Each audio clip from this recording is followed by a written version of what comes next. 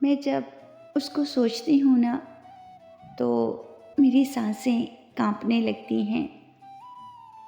مجھے لگتا ہے جیسے ابھی زمین پھٹے گی اور میں دھنس جاؤں گی۔ میں جب تھک کر ہر رات 12 بجے کے قریب جب سونے لگتی ہوں تو اس کا خیال میری روح کو جھنجھوڑ کر رکھ دیتا ہے کہ وہ اب کسی اور کو میسر ہے جسے میں کسی اور کے ساتھ تصور بھی نہیں کر سکتی تھی۔ پھر میں یہ سوچ کر خاموش ہو جاتی ہوں کہ میں نے اس کی خوشی کی دعا مانگی تھی۔ میری خواہش تھی کہ وہ ہمیشہ خوش رہے۔ یہ ضروری تو نہیں کہ وہ خوشی میرے ساتھ ہی ہو،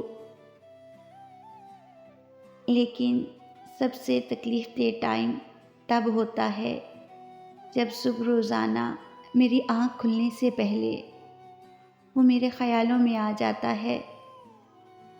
پھر تقریباً 1 گھنٹہ دیواروں کی طرف دیکھتے ہوئے تو میں سوچتی رہتی ہوں کہ پتہ نہیں کیسا ہوگا، خوش بھی ہوگا یا نہیں، پتہ نہیں اب روٹھ جائے تو اسے کوئی مناتا بھی ہوگا یا نہیں، پتہ نہیں کسی کو اس بات کا اندازہ بھی ہے یا نہیں کہ وہ کتنا حساس ہے، پتہ نہیں کسی کو معلوم بھی ہے یا نہیں کہ اس کے موڈ کو کیسے ٹھیک کیا جاتا ہے، پتہ نہیں کوئی اب اس کے نخرے بھی اٹھاتا ہوگا یا نہیں، پتہ نہیں کس حال میں ہوگا۔